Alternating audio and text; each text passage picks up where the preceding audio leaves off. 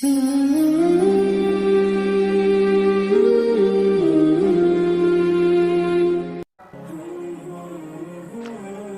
اندر کا اسلام کیا ہے کہ ہم اپنے اندر کیسے اسلام نافذ کریں،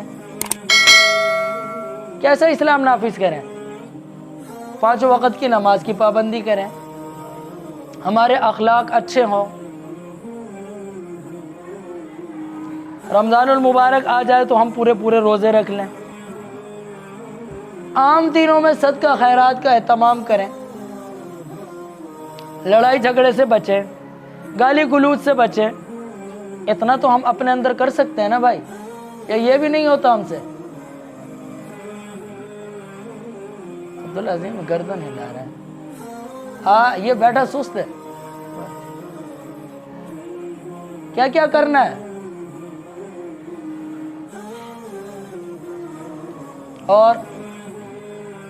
اور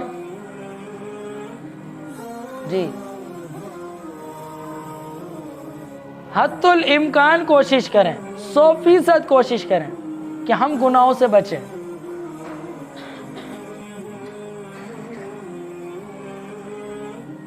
صغیرہ گناہ جو چھوٹے موٹے گناہ ہوتے ہیں، اگر وہ ہو جائے تو فوراً توبہ ہو جائے۔ بڑے گناہ سے تو 100% بچے۔ بڑے گناہوں میں خصوصاً کہ ہماری نماز نہ چھوٹے، ہماری نماز نہ چھوٹے، اسی طرح بد نظری نہ ہو جائے، وہ ٹی وی کی صورت میں ہو، موبائل کی صورت میں ہو، یا راستے میں جاتے وقت ہو جائے۔ یہ راستے والی بڑی خصوصی بد نظری ہے، اس سے بچنا ہے بھائی۔ ہمارے ہاں ایک یہ بڑا عجیب وسوسہ ذہن میں آتا ہے، راستے میں بد نظری کر لیتے ہیں، پھر کیا کہتے ہیں؟ اسلام میں پہلی نظر تو معاف ہے، غلطی سے ہو جائے تو معاف ہے۔ ہماری غلطی کیسی بہترین غلطی ہے، اس کو غلطی کہتے ہیں۔ ہمیں پتہ ہے کہ ہم جان بوجھ کے کر رہے ہیں، پھر اگر ہمیں کوئی ٹوک دے، بھائی بد نظری کر رہے ہو، گناہ ہے، کیا کہے؟ بد نظری کر رہے ہو، گناہ ہے، کیا کہتے ہیں؟ اسلام میں پہلی نظر معاف ہے۔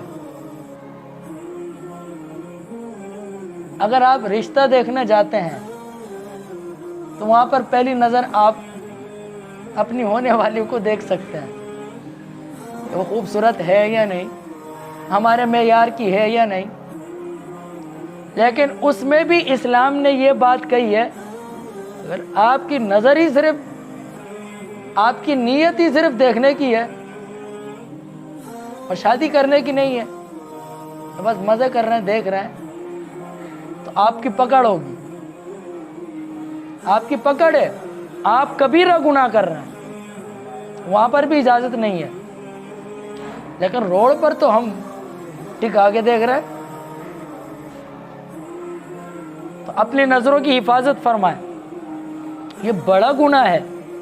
جب ہماری نظر پاک ہوگی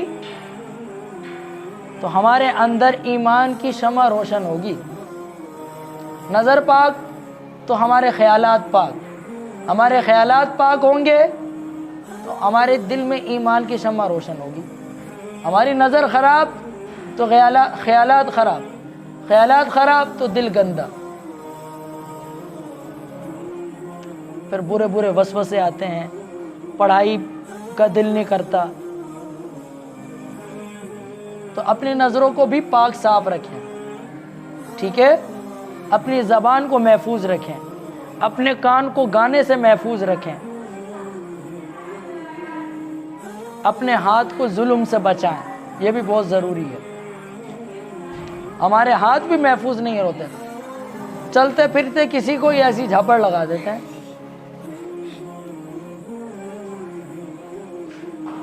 اب وہ بدلہ لیتا ہے تو کہتا میں تو مذاق کر رہا تھا، پھر مذاق میں بات بڑھ جاتی ہے۔ تو اپنے ہاتھ کو بھی ظلم سے محفوظ رکھیں۔